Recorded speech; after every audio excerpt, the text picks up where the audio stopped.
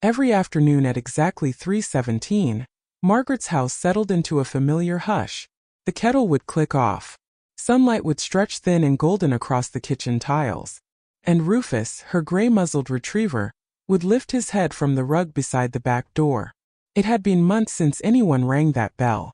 Still, Rufus rose slowly, joints stiff, tail giving a hopeful thump, and walked to the door as if answering an invisible call. He would sit there, ears forward, eyes fixed on the handle, waiting. At first Margaret found it sweet. Old habits, she thought. Muscle memory. But today was different. The bell hadn't rung. Not even a delivery truck rumbled past. Yet Rufus was already there, trembling faintly, nose pressed to the wood. A soft whine slipped from his throat, low, urgent. He pawed once. Then twice. When Margaret called him back, he didn't move. Rufus. Her voice cracked with confusion. He turned to her, eyes wide, not anxious, not playful. Certain. He nudged the small table by the door, knocking over a stack of mail. Envelopes scattered. Something metallic clinked against the floor. Rufus froze. Margaret's heart skipped.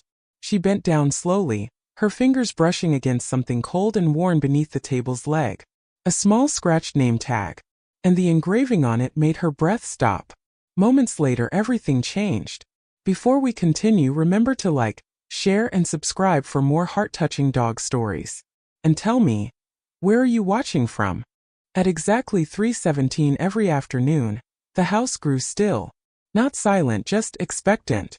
The kettle would click off with a soft metallic sigh. The refrigerator hummed low in the background. Outside, a breeze moved through the maple tree in the yard, brushing leaves against the siding like a distant whisper. Margaret always noticed the shift. And so did Rufus. He would be lying on the faded braided rug by the back door, chin resting on his paws, ribs rising and falling in slow, steady rhythm. His muzzle had turned almost entirely silver now. The fur around his eyes thinned with age, giving him a permanent look of quiet thoughtfulness. But at 3:17, without fail, his ears lifted. Not fully upright. Just enough. As if he were tuning in to something only he could hear. Margaret stood at the kitchen counter drying a mug. She watched him over her shoulder. Right on time, she murmured softly. Rufus pushed himself up with care. His hips were stiff these days. He didn't rush anymore. Each movement was deliberate, practiced. He walked to the door. Saturday. Waited. The brass bell mounted outside hadn't rung in months. Still, Rufus kept his eyes fixed on the handle as if it might turn at any second. Margaret told herself it was muscle memory. Dogs were creatures of habit. For years that bell had meant one thing. Someone stepping inside with a laugh and the smell of cold air clinging to their coat. Now it meant nothing. At least to her. She folded the dish towel slowly. You know he's not coming today, buddy. Rufus's tail gave a gentle thump against the floor. Not hopeful. Not discouraged. Just steady. The light through the window shifted, soft gold stretching across the tiles. Dust motes drifted lazily in the beam. Rufus leaned forward slightly, listening. Margaret held her breath without realizing it. There was no car in the driveway.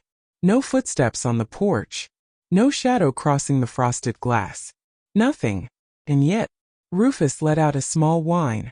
It wasn't loud. It wasn't anxious. It was questioning. Margaret's chest tightened. She crossed the kitchen and knelt beside him, her knees protesting against the hardwood floor. She placed her hand gently on his back. His fur was warm, familiar. You hear something I don't, she whispered. His ears flicked again. But he didn't look at her. He stayed locked on the door. The house seemed to press inward around them. 3 months ago, she had started noticing the ritual more clearly. Before that, she had been too wrapped in her own quiet grief to pay attention to time. Days blurred. Afternoons slipped by unnoticed. But once she began watching, she realized it was always 3:17. The exact minute the bell used to ring. The exact minute Daniel would come home from his shift at the hospital, tapping that brass button twice before stepping inside with wind-reddened cheeks and a crooked smile. Margaret swallowed hard. She had stopped standing by the door months ago. She had forced herself to stay in the kitchen. To stay busy. To not look. Rufus hadn't. He never missed it. Today, though, something was different. He shifted his weight forward. His nails clicked softly against the wood. Then, he stood. Not slowly this time. He pressed his nose against the seam of the door and inhaled deeply. Margaret frowned. Rufus. His tail stiffened. Not wagging. Focused. He pawed once at the lower panel of the door. A sharp, deliberate scratch. Margaret's heartbeat quickened. "There's nothing there," she said gently. But she stood anyway. She unlocked the deadbolt and opened the door a few inches. Cool afternoon air slipped inside, carrying the faint scent of damp soil and distant wood smoke. The porch was empty. The driveway stretched quiet beneath the pale sky. No car. No footsteps. No one. Rufus leaned forward, sniffing the threshold intensely. His body trembled, not in fear but in concentration. He stepped outside. Slowly. Margaret followed. The boards creaked under their combined weight. The world beyond the porch looked perfectly ordinary. A neighbor's wind chime tinkled faintly down the block. Somewhere a lawnmower droned. Rufus lowered his nose to the porch floor, moved in a tight circle, stopped near the small side table by the door, the one that held old mail, keys, and a ceramic planter long since dried out. He nudged it. Once. Margaret blinked. "Hey, easy." He nudged it again. Harder. The stack of unopened envelopes slid sideways and spilled onto the porch with a papery flutter. Rufus. But he wasn't startled by the mess. He froze. Completely still. His gaze fixed on something beneath the table's leg. Margaret stepped closer, annoyance fading into confusion. She crouched slowly, brushing envelopes aside. Her fingers touched metal. Cold. Thin. She lifted it into the light. A small oval tag, scratched around the edges. Faded. The engraving worn but still legible. Her breath caught in her throat. It was Daniel's old spare house key tag. The one he used before they updated the locks. She hadn't seen it in years. She remembered the day it went missing. They searched the house, checked the car, checked the yard. Daniel had laughed it off, saying he probably dropped it somewhere at work. But here it was, under the table. All this time, Rufus sat down slowly beside her, watching her face, waiting. Margaret turned the tag over in her hand. The tiny metal surface reflected the afternoon light, glinting faintly. Her chest tightened in a way she hadn't felt since the funeral. "Rufus," she whispered. He leaned closer, pressing his shoulder gently against her knee. Not playful, not restless, certain, as if he had been trying to show her this, as if he had known. The breeze shifted again, brushing through the maple leaves. And for the first time in months, Margaret felt the air change. Something inside the house, inside her, had moved. She closed her fingers around the tag, holding it tightly. Rufus's tail thumped once against the wood. Slow, steady, intentional. Margaret looked at him, her eyes shining with the beginning of something she couldn't yet name. "You've been waiting for this, haven't you?" Rufus didn't look at the street. He looked at her. And in that quiet moment on the porch, with the bell unmoving and the world unchanged, Margaret realized something she hadn't allowed herself to consider. Rufus wasn't confused. He wasn't stuck in the past. He was trying to tell her something. And somehow, he had been trying for months. She swallowed hard, the metal tag warm now in her palm. Behind them the house stood open, waiting, the bell silent above the door. But the afternoon no longer felt ordinary. Not at all. She rose slowly to her feet, gripping the tag as if it might disappear again. Rufus stood with her, shoulder to knee, steady. And at exactly 3:17, with the light shifting gold across the porch boards, Margaret felt the first crack in the wall she had built around her grief. She didn't know what it meant yet. But she knew this. This was not just a habit. And whatever Rufus had sensed, it was far from ordinary. The next afternoon, Margaret found herself watching the clock. She told herself she wasn't. She moved through her routine as she always did. Rinsing vegetables at the sink, wiping the counter twice instead of once, straightening a stack of cookbooks that hadn't shifted in weeks. But every few seconds, her eyes flicked toward the microwave display. 3:11. Rufus lay near the back door again, his chin resting between his paws. Still. Quiet. Ordinary. Margaret exhaled softly. Maybe yesterday had been coincidence. Maybe the old tag had simply slipped loose from somewhere under the table.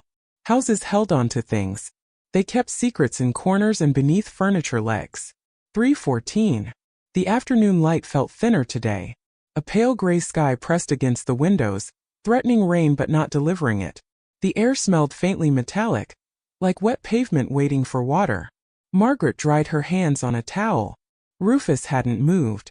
3:15. His ear twitched. Just once. Margaret froze. It wasn't dramatic. It wasn't sudden. But she saw it. 3:16. Rufus lifted his head. Not slowly. Not lazily. Purposefully.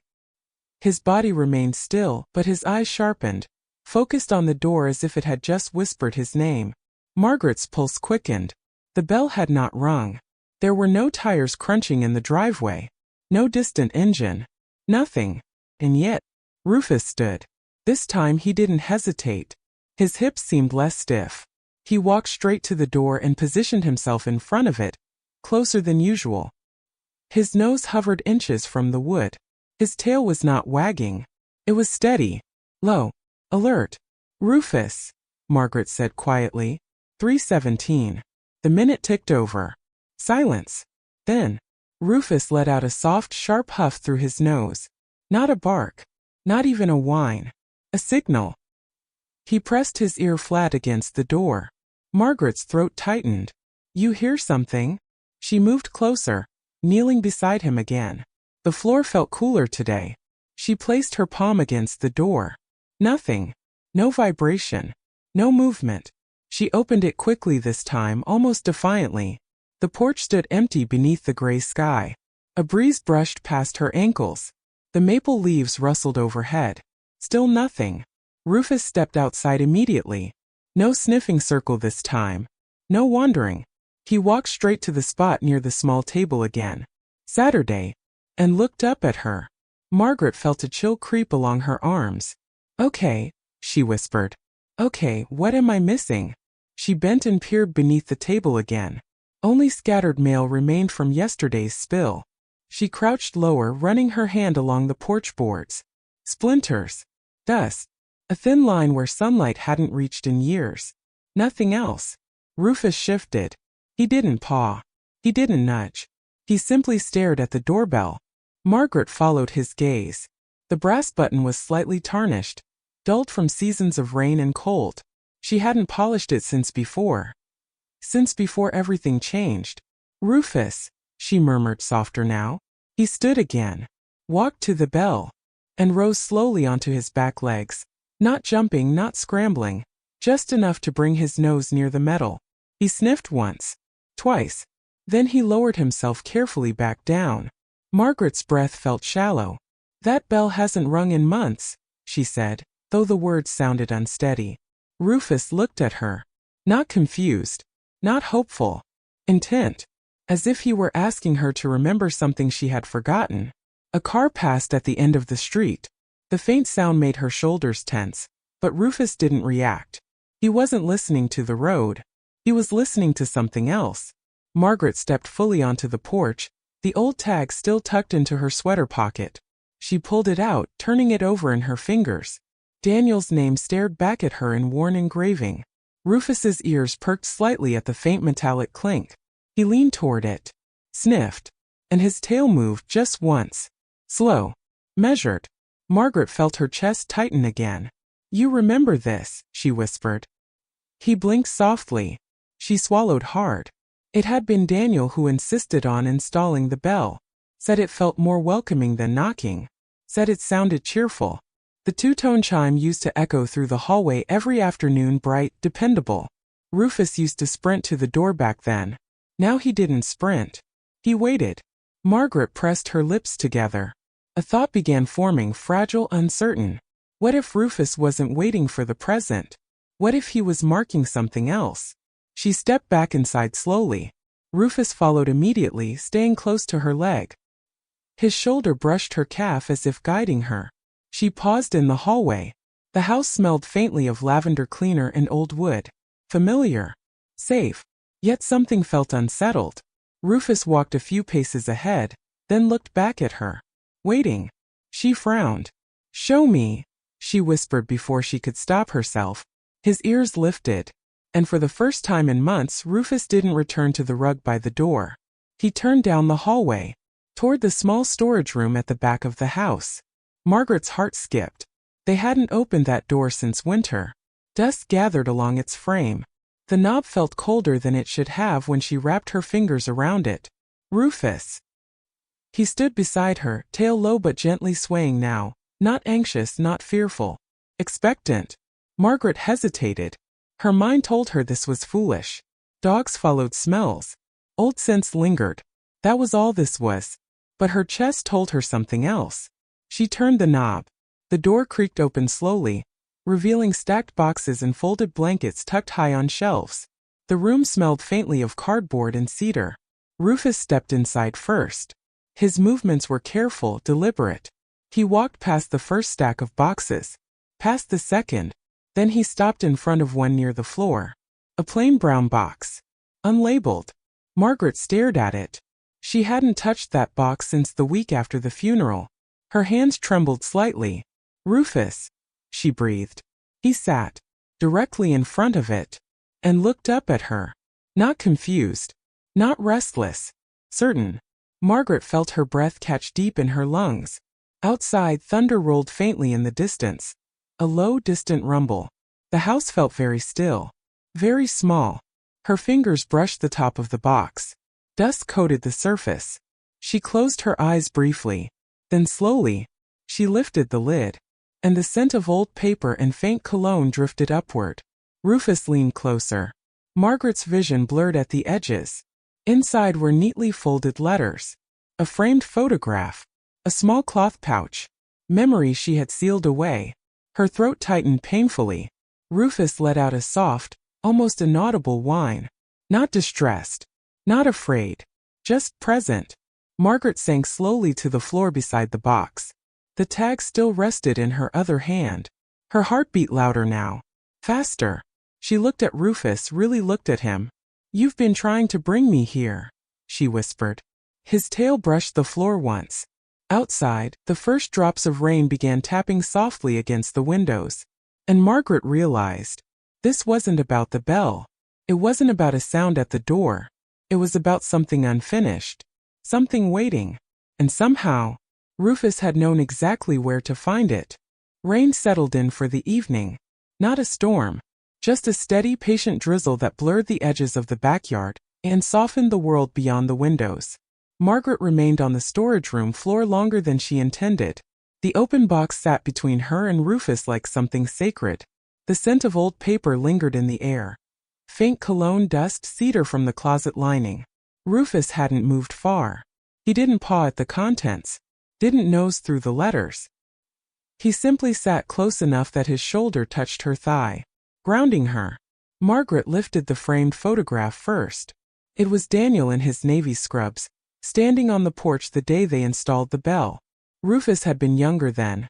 Golden fur, bright eyes lively, front paws planted proudly beside Daniel's knee. She traced the glass with her thumb. I packed this away too fast, she whispered. Rufus shifted slightly, adjusting his weight. The rain tapped softly against the house.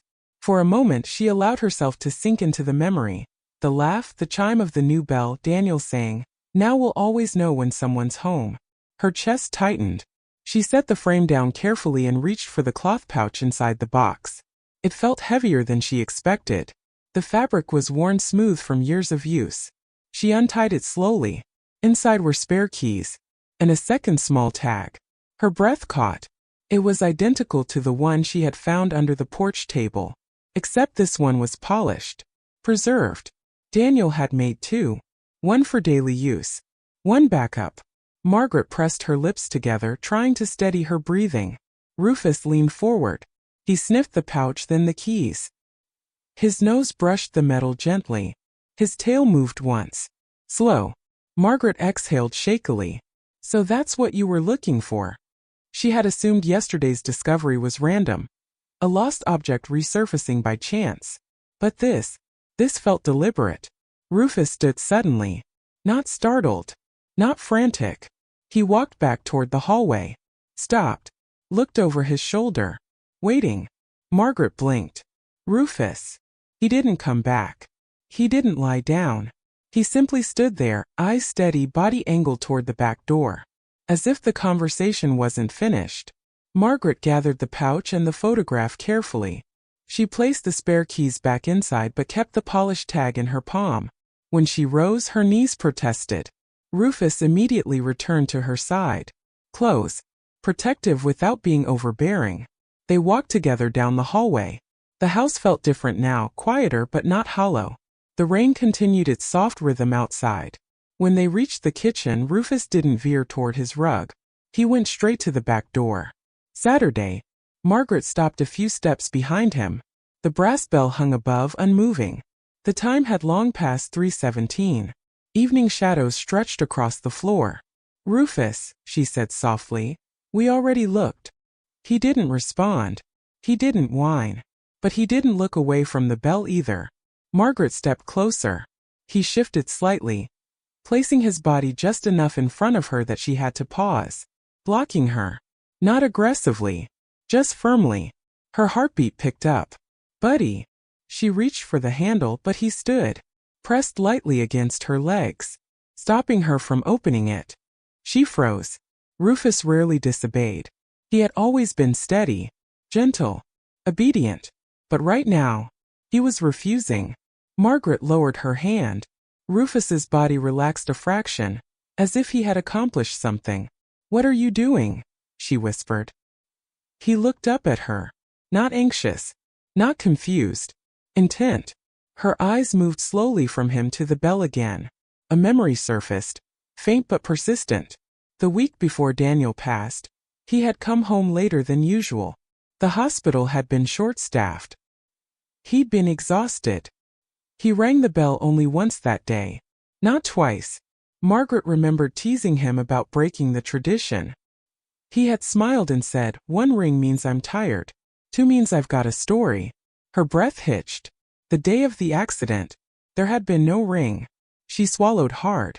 Rufus stepped closer to the door again. Then, carefully, he rose onto his back legs and nudged the bell. Not enough to make it sound, just enough to make it sway. It rocked gently in place. Margaret's chest tightened painfully. You're not waiting for him to come home, she whispered. Rufus dropped back down and looked at her. His ears relaxed slightly. Her mind began connecting something she hadn't allowed herself to face. For months she had believed Rufus was stuck in a habit, replaying a routine that no longer existed. But what if? What if he wasn't waiting? What if he was marking the absence? She reached into her sweater pocket and pulled out the scratch tag from the porch. Then she held up the polished one from the pouch. 2 tags. 2 keys. 1 missing. Her eyes stung. Rufus moved closer, pressing his head gently against her hip. He exhaled softly, warm air through her sweater. He never got to use the spare, she said quietly. The words felt heavy. Rufus's tail brushed the floor once. Margaret looked at the bell again. The tarnish, the quiet, the stillness. Daniel had always said the bell meant someone was home. Maybe Rufus wasn't waiting for the ring. Maybe he was waiting for her to acknowledge that it wouldn't come. Her knees felt weak. She lowered herself slowly to sit on the floor beside him. Rain tapped against the windows. The refrigerator hummed faintly. Rufus leaned into her, his weight solid and warm. She rested her forehead against his shoulder. I didn't say goodbye properly, she whispered. The admission left her trembling. Rufus didn't move away. He didn't shift. He simply stayed. Steady. Margaret closed her eyes. For months she had avoided the porch at 3:17. Avoided the bell. Avoided the ritual. Rufus hadn't avoided it. He had kept showing up. Every day. Waiting. Not for Daniel, but for her. A tear slid down her cheek, disappearing into Rufus's fur. His breathing remained slow, calm, grounded. After a long moment, he lifted his head and gently nudged her hand, the one holding the polished tag. Then he looked at the bell again. Margaret followed his gaze. Understanding began to form. Fragile but real. You want me to hang it there, she murmured. Rufus's ears perked slightly. She let out a shaky laugh through her tears. Of course you do. It made sense in a way that felt almost simple. The spare tag had never been used, never been given its place.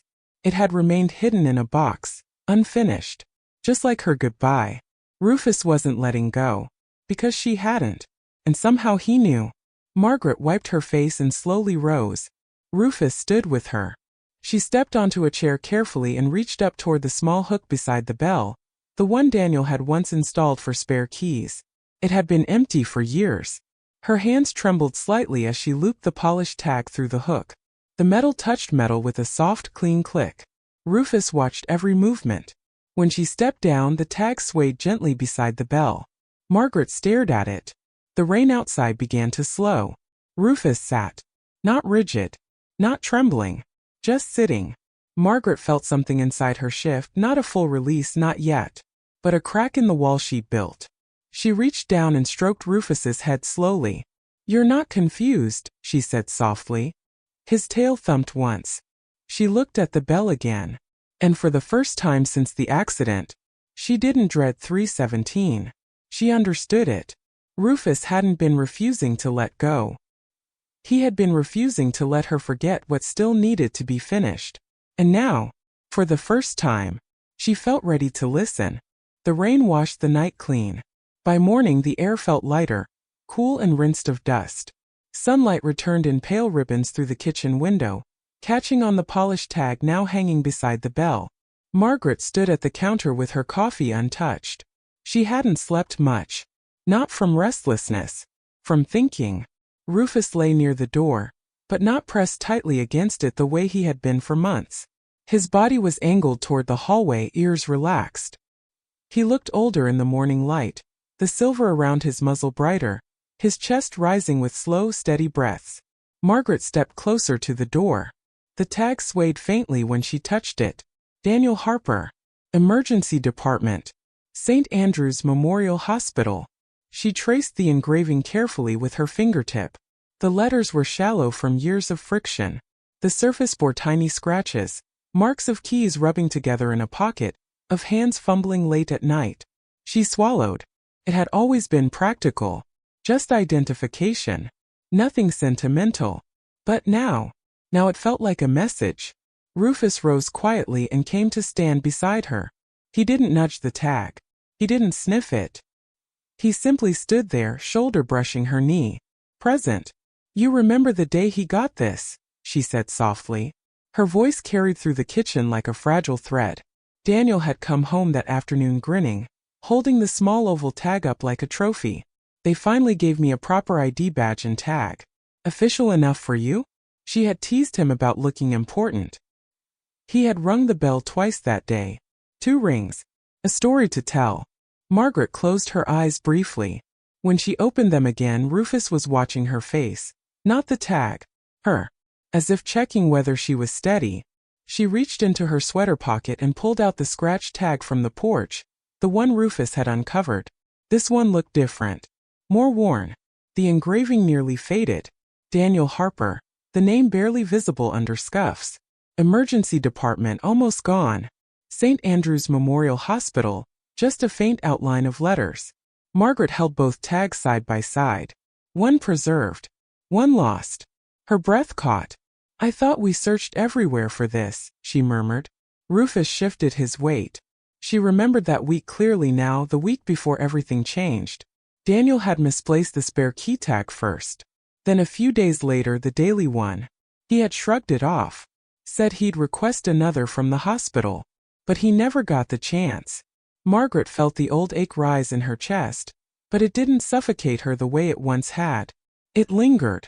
Heavy but breathable. Rufus stepped forward suddenly and pressed his nose gently against the scratched tag in her left hand.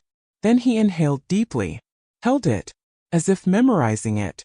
Margaret watched him closely. "You can still smell him," she whispered. Dogs held scent the way humans held photographs. Long after cologne faded from fabric, they remembered. Rufus lowered his nose and sat. Not trembling. Not anxious. Certain. Margaret studied the scratch tag more closely now. There was something she hadn't noticed yesterday. Along the bottom edge, barely visible, a faint indentation. Not part of the hospital engraving. Not official. It looked hand-carved. Her fingers traced it carefully. 3 tiny letters. M+D. Her breath caught sharply. She had forgotten. Completely forgotten. The night they received the tag, Daniel had joked about it being too serious. So she had taken a small engraving tool from the garage and scratched their initials into the edge. Now it's ours, she had said. He had laughed. Rufus had been sprawled across the floor, watching them both. Margaret's knees felt weak. She lowered herself slowly into a chair. Rufus followed immediately, placing his head gently against her thigh. He didn't lose it, she whispered. The realization spread slowly through her like warmth. He hadn't misplaced the tag at all. The last week had been chaotic. Long shifts. Late nights. Exhaustion. He must have dropped it here. On the porch. Near the bell. The day he came home tired. The day he rang it only once. Margaret's chest tightened. She closed her eyes, replaying that afternoon. Daniel stepping inside. Rufus circling excitedly. The bell chiming once. Daniel smiling faintly. She had been distracted that day, irritated about something trivial. She couldn't even remember what it was now. But she remembered not walking to the door. Not greeting him the way she used to. The memory pierced deeper than she expected. I thought I had more time, she said quietly. Rufus exhaled slowly, his breath warm against her leg. Outside, a bird called from the maple tree. The world carried on, gentle and indifferent.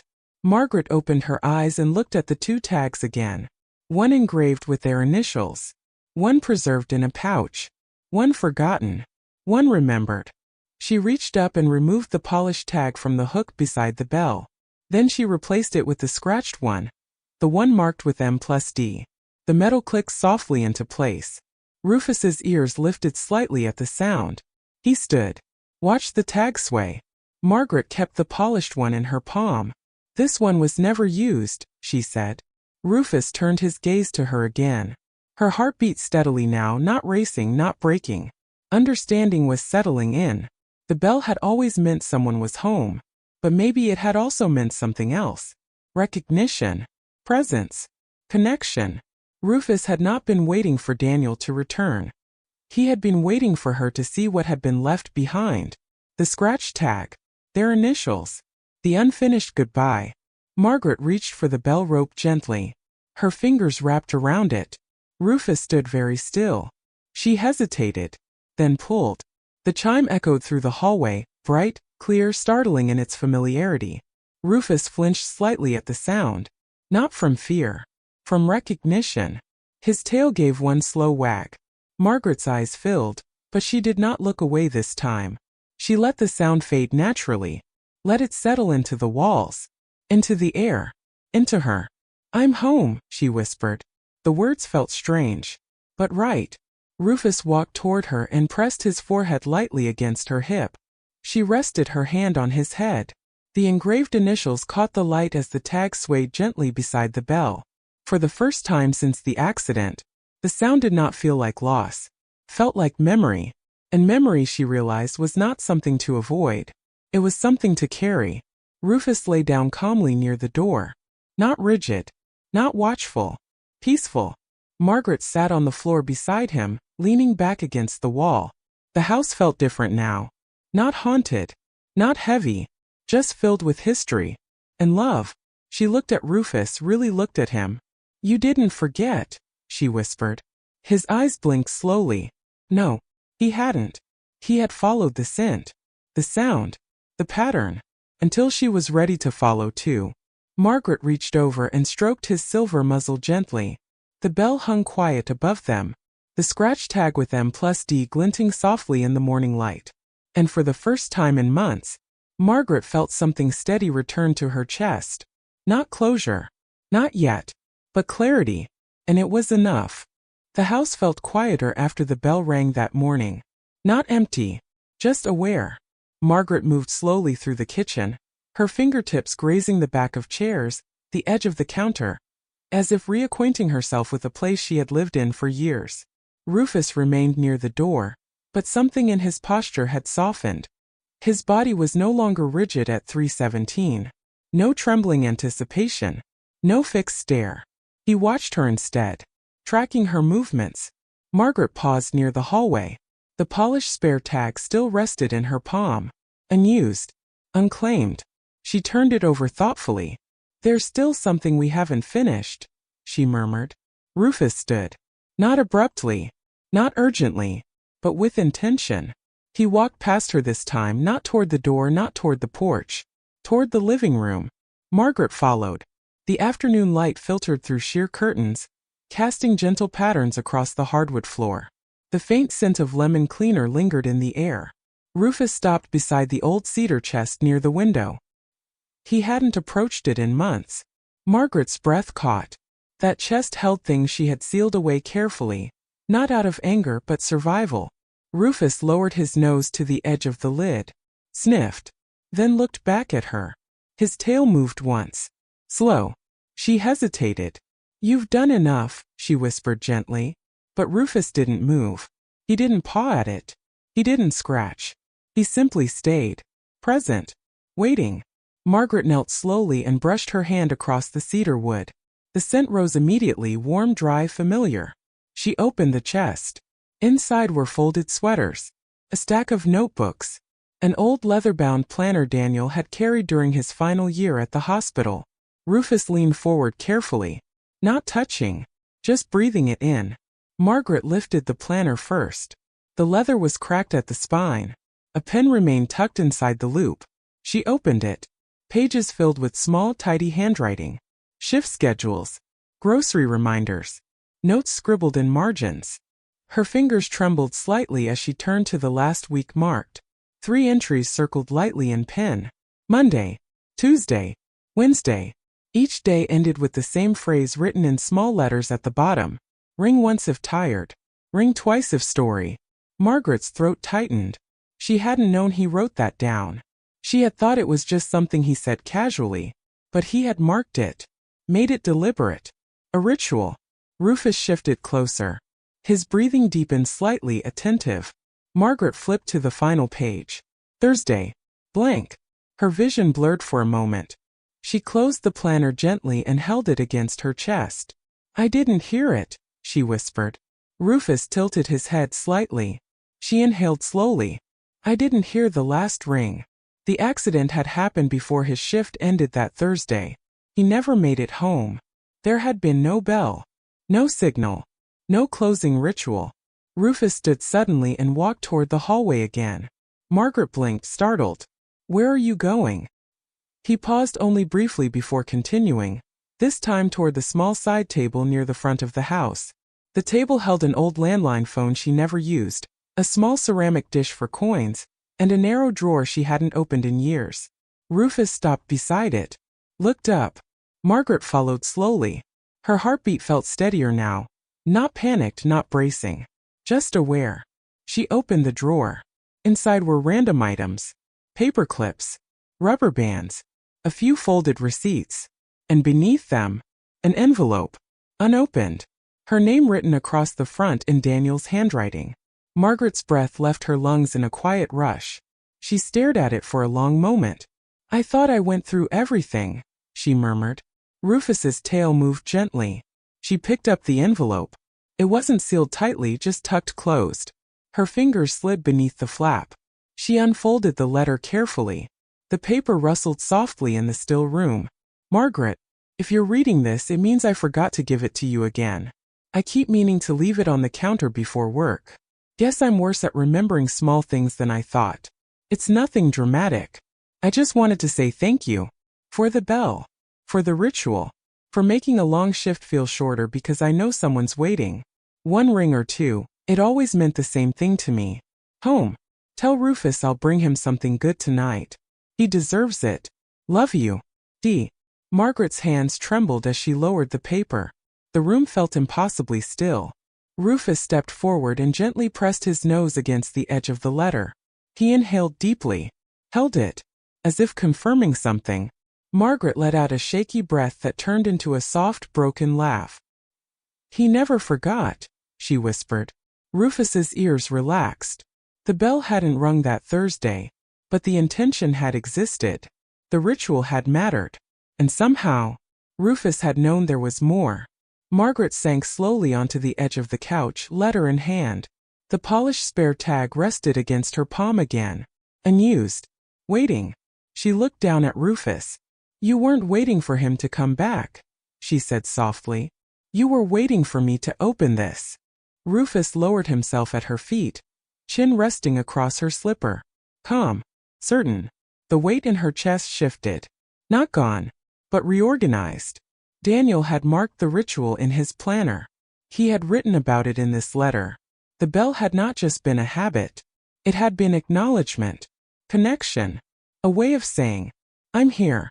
Margaret rose slowly and walked back to the door. She removed the scratch tag with M+D from the hook. Then she hung both tags together.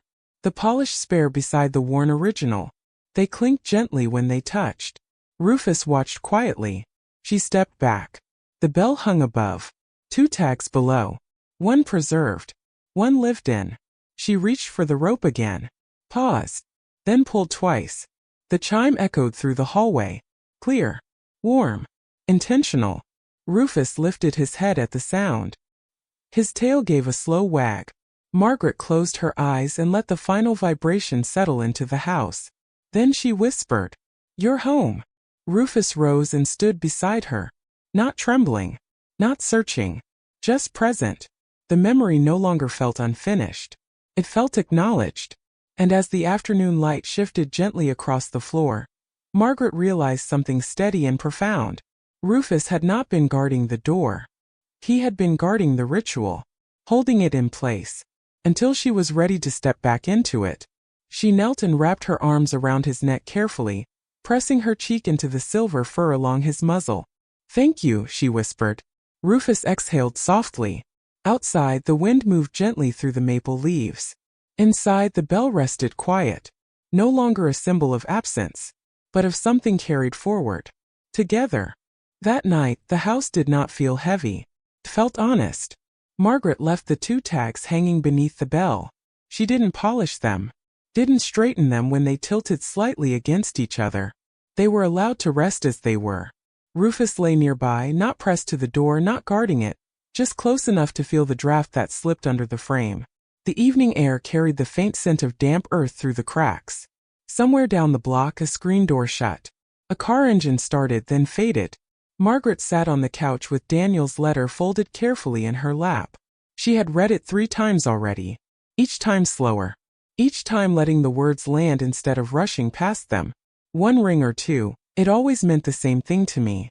Home. Her throat tightened again. But this time she didn't swallow it away. Rufus shifted on the rug, lifting his head as if sensing the change in her breathing. Margaret pressed her fingers against her lips. For months she had stayed composed, practical, organized, handling paperwork, selling Daniel's car, writing thank you notes for casseroles she barely remembered eating.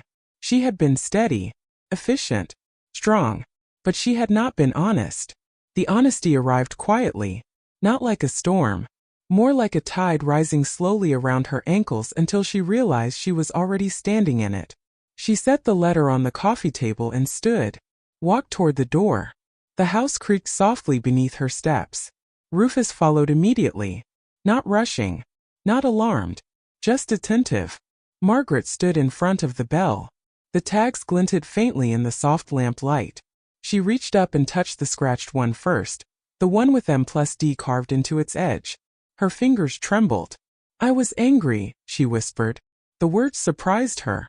Rufus sat down beside her, ears relaxed, listening. "I was angry that day," she continued softly, "about something small. I don't even remember what." Her chest tightened painfully. "I didn't walk to the door." Her voice broke on the last word. The admission cracked something open. She pressed her forehead lightly against the door. Cool wood beneath warm skin. "I thought there would be another afternoon," she said. Her breathing grew uneven. Rufus stood, moved closer. He pressed his side firmly against her leg, grounding her. Margaret slid down slowly until she was sitting on the floor with her back against the door. The bell rope hung inches above her shoulder. The tags rested near her cheek. She didn't hold back this time. The tears came steady and quiet. Not dramatic. Not loud. Just real. They traced warm paths down her face and disappeared into the collar of her sweater. Rufus lowered himself beside her, pressing his weight fully into her hip. Solid. Present. His breathing remained slow and rhythmic. Inhale. Exhale. Inhale. Exhale. Margaret placed one trembling hand against his chest, matched her breath to his. The house held them gently. The refrigerator hummed faintly. The clock ticked down the hallway. The world outside continued as it always did. Inside, something finally gave way. I didn't say goodbye, she whispered into Rufus's fur. Her voice was barely audible. I didn't get to hear the last ring. Rufus lifted his head and nudged her hand gently, not correcting her, not distracting her, just reminding her. He was here. She turned slightly and wrapped both arms around his neck, careful of his stiff joints. He leaned into her embrace without hesitation. They stayed that way for a long time. The kind of long that feels outside of time. Eventually, Margaret reached upward blindly and found the bell rope. Her fingers curled around it. She hesitated, then pulled. Once, the chime rang through the hallway. Clear. Lonely. Beautiful. Rufus did not flinch this time. He did not tense. He remained pressed against her. Margaret let the sound fade naturally. Then she pulled again. Twice. The second ring echoed softer, overlapping the first. She closed her eyes. One ring means tired, she whispered. Her voice steadied slightly. Two means there's a story. She let her hand fall. Her tears slowed. Not gone, but no longer overwhelming. Rufus exhaled slowly and rested his head in her lap. The weight of him felt grounding in a way nothing else had. You kept waiting, she murmured to him. His tail thumped once against the floor. I thought you were confused. Another soft thump. I thought you didn't understand. He blinked slowly. Margaret brushed her fingers gently through the silver fur along his ears. You understood better than I did. The truth settled gently between them. Rufus hadn't been clinging to a habit. He had been holding space, holding the ritual steady, until she was strong enough to step back into it without breaking. Margaret leaned her head back against the door and closed her eyes. The ache in her chest felt different now. Still present, but open, breathing. Outside, the wind shifted. The maple leaves rustled softly. The house did not feel haunted. It felt witnessed. After a long while, she whispered something she hadn't been able to say before. Goodbye, Daniel. The word didn't shatter her. It didn't erase anything. Simply existed. Rufus lifted his head at the change in her tone and gave her hand a gentle lick. Not playful. Not energetic. Just affirmation. Margaret smiled through damp lashes. I'm still here, she added quietly. Rufus's tail moved again. Yes, she was. The bell hung silent above them now, the two tags resting together. Memory and preservation. Past and present. Not separated. Carried side by side. Margaret stayed seated on the floor until her breathing fully steadied. Until her tears dried naturally. Until the tightness in her chest loosened into something softer. Rufus did not leave her side once. When she finally stood, he rose slowly with her, joints stiff but determined. She brushed a hand down his back. You did good, she whispered. His ears perked slightly at the tone. They walked together into the living room. Margaret turned off the lamp near the couch, leaving only the small hallway light glowing near the door. The tags caught the faint glow as they swayed gently in the draft. Rufus circled twice on his rug before lowering himself down with a quiet sigh. This time he did not face the door directly. He angled himself toward the room. Toward her. Margaret paused in the doorway and noticed the shift immediately. Her chest warmed. You don't have to guard it anymore, she said softly. Rufus blinked. Relaxed fully. Margaret stood there for a moment longer, taking in the quiet hum of the house. The ritual had not disappeared. It had transformed. She walked down the hallway toward her bedroom, feeling lighter than she had in months. Not because the grief was gone, but because it had been spoken. Shared, released. And as she turned off the final light and let the house settle into night, she understood something gently profound. Rufus had not been waiting for the bell. He had been waiting for her heart to ring again. And tonight, finally had. The next morning arrived quietly. No rain. No wind. Just a pale blue sky stretching wide above the maple tree. Sunlight filtering through branches in soft, shifting patterns. Margaret woke before her alarm. For a moment she lay still listening. The house hummed gently around her, pipes settling, the faint creak of wood adjusting to warmth. Somewhere down the hallway, Rufus shifted on his rug, nails tapping softly against the floor as he repositioned. Not rushing to the door. Not bracing for a sound. Just moving. Margaret sat up slowly. Her chest felt tender, like a muscle used after a long rest, but not tight. Not guarded. She slipped on her robe and stepped into the hallway.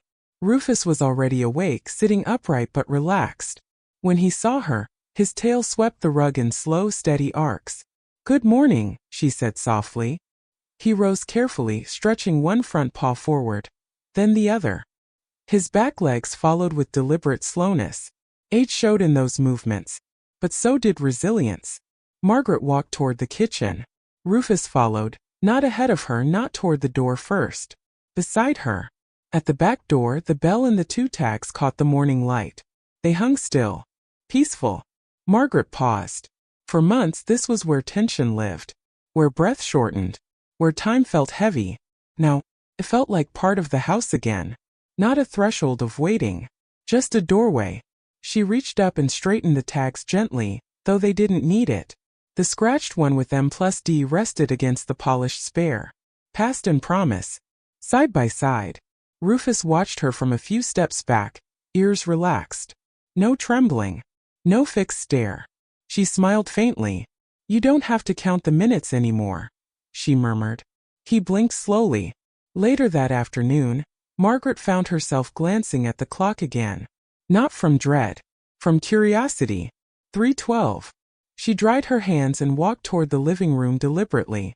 Rufus lay near the couch this time, not at the door. His chin rested on his paws, eyes half closed. At 3:15, his ears lifted. Margaret noticed. She didn't freeze. She didn't brace. She simply watched. 3:16. He raised his head. Listen. His gaze shifted briefly toward the door. An old habit surfacing gently, like muscle memory stretching. 3:17. Silence. Rufus remained still. No trembling. No rush. He held the moment. Then. He looked at her. Not at the door. Her. Margaret's breath softened. She stepped toward him and knelt, brushing her hand over his back. "It's okay," she whispered. He exhaled. Lowered his head again. The ritual had changed. It was no longer about the sound. It was about acknowledgement. About being present at that minute. Together. Margaret stood slowly. An idea formed, quiet but steady. She walked to the front closet and pulled down a small cardboard box of tools. Inside was the tiny engraving pen she had used years ago to scratch their initials into the tag. She held it carefully. Rufus watched her from the living room, head tilted slightly. She returned to the door and gently removed the polished spare tag from the hook. It felt lighter than she remembered. Unmarked. Unused. She sat at the small kitchen table and positioned the tag against a folded towel. Her hands trembled slightly, not from fear. From meaning. Rufus patted closer and lay at her feet, chin resting near her slipper. She pressed the engraving tip against the smooth metal. Slowly, carefully, she carved 3 small letters. M+R. The pen vibrated softly in her fingers. The sound was faint, a delicate scratching. When she finished, she brushed the metal clean with her thumb. Margaret and Rufus. Present. Now. She returned to the door and hung both tags back in place. The scratched one with M+D. The polished one now marked M+R. Memory. And continuity. She stepped back. Rufus rose and came to stand beside her. His tail swayed gently. Margaret reached for the bell rope. Paused. Then pulled once. The chime echoed warmly through the hallway. She waited a breath. Then pulled again. 2 clear notes. Rufus did not tense. He did not rush. He simply leaned into her leg. Margaret smiled softly. 2 rings, she whispered.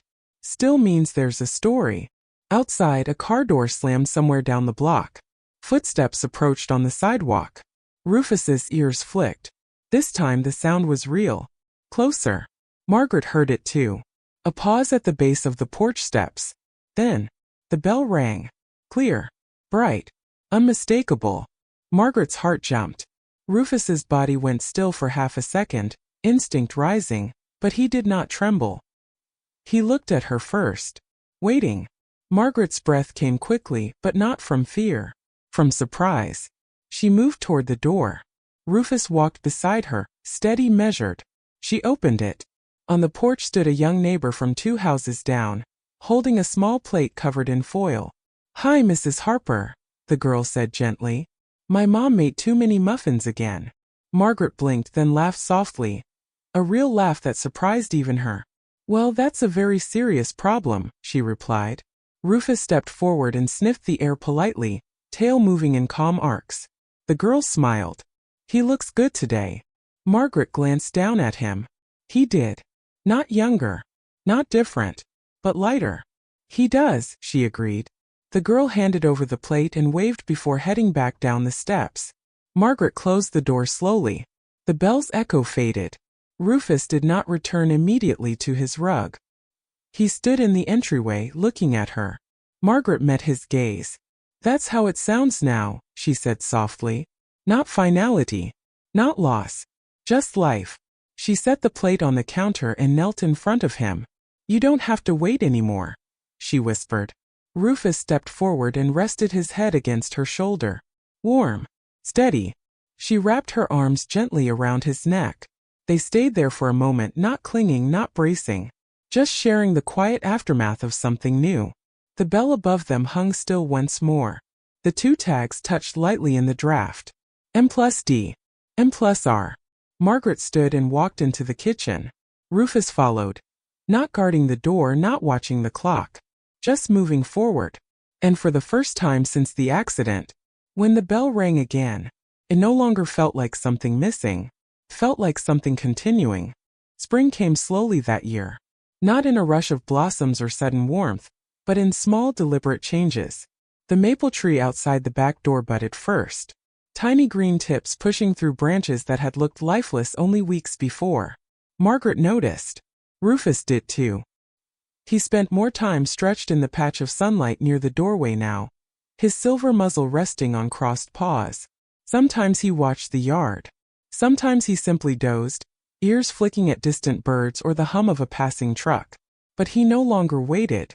At 3:17 something subtle still happened. His head would lift. His ears would turn toward the door. Just for a breath. Then he would look at Margaret. And she would nod gently. "I'm here," she would say. That was enough. The ritual had softened into acknowledgement. Not of someone absent, but of something lasting. One afternoon, a few weeks later, Margaret carried a small folding chair onto the porch. The air was warm enough for short sleeves, the scent of fresh grass drifting from nearby lawns. Rufus followed carefully, stepping down onto the porch boards with measured confidence. She sat. He settled beside her, leaning lightly against her calf.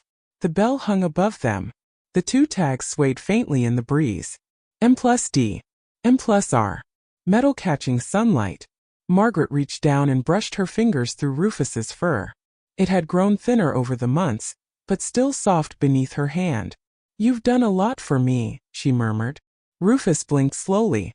A car rolled past at the end of the street. A neighbor watered flowers. Ordinary sounds layered gently over the afternoon. Margaret thought back to the winter, to the trembling at the door, the refusal to move, the insistence in Rufus's eyes. She had thought he was stuck. Thought he didn't understand. But now she knew better. Dogs don't cling to sound. They cling to meaning. The bell had meant home. And Rufus had held that meaning steady when she couldn't. A breeze lifted the tags slightly. They touched with a soft metallic click. Margaret smiled. "Home isn't just who walks through the door," she said quietly. "It's who stays." Rufus shifted closer, resting his head gently against her knee. His breathing was slower these days, deeper. Age showed in the way he rose from lying down, in the careful steps he took across uneven ground. But his eyes remained clear, present. Weeks passed gently. Margaret began volunteering one afternoon a week at the local library, something Daniel had once suggested she'd enjoy. She left the house at 2:45 on Thursdays now. The first time she did, she hesitated at the door. Rufus stood nearby watching. "You'll be okay," she told him softly. He tilted his head. She reached for the bell rope and pulled once. The chime echoed softly. Then she touched both tags. "I'll be back," she said. Rufus's tail moved slowly. When she returned that afternoon, right around 3:17, she rang the bell herself before unlocking the door. Twice. The sound felt intentional. Warm. Inside, Rufus rose from his rug and walked toward her with steady steps. No panic. No trembling. Just greeting. She knelt and wrapped her arms around him. "I'm home," she whispered. And he believed her. Over time, the ritual became something they shared deliberately. Some days she rang once. Some days twice. Some days not at all. It no longer carried fear. It carried memory, integrated into the present. One evening near sunset, Margaret sat on the porch again with Rufus beside her. The sky burned softly in shades of orange and pale pink. The tags glowed in the fading light. She reached up and touched them gently. "You kept the door open for me," she said. Rufus didn't look at the bell. He looked at her. And in his quiet gaze she saw something steady and ancient, the simple truth of loyalty without condition. The bell had never really been about who arrived. It had been about acknowledgement, about noticing someone's return. Rufus had waited at that door every day not because he expected Daniel to walk through it, but because he knew Margaret's heart still needed to. The wind shifted. The maple leaves rustled above them. Margaret leaned down and pressed her forehead gently to Rufus's. "Thank you for staying," she whispered. He exhaled softly, warm breath against her skin. In that moment, the bond between them felt larger than routine, larger than grief. It felt eternal, not in a dramatic way, not in a way that denied time, but in the way that certain connections carve themselves into who we become. The bell above them remained quiet. The tags rested together. M+D. M+R. Past and present intertwined. Margaret looked out at the quiet street. Cars passed. Neighbors waved. Life continued. And when the clock inside the house clicked softly to 3:17, Rufus lifted his head, looked toward the door, then turned to her. Margaret smiled gently. "I'm here," she said. His tail brushed the porch boards once. Slow. Certain. The ritual had become something new. Not waiting. Not longing. But remembering while living fully in the present. Margaret rose carefully and opened the door. "Come on," she said softly. Rufus stood, joints stiff but determined, and followed her inside. As they crossed the threshold together, the tags touched lightly with a soft metallic sound. A quiet chime without the bell. A reminder. Home is not the sound of someone arriving. It is the presence of someone who stays. And as Margaret closed the door behind them, sunlight fading, evening settling in, she understood something she would carry for the rest of her days. Rufus had not been waiting for a ring. He had been waiting for her heart to feel like home again. And now, it did. He lay down near the door once more. Not guarding it. Not bracing for it. Simply resting. Margaret turned off the lights one by one and paused in the hallway. The bell hung still. The two engraved tags glinting faintly in the dim glow. She touched them lightly before heading to bed. "I'm home," she whispered. And in the quiet house, with Rufus breathing steadily near the door, that was more than enough.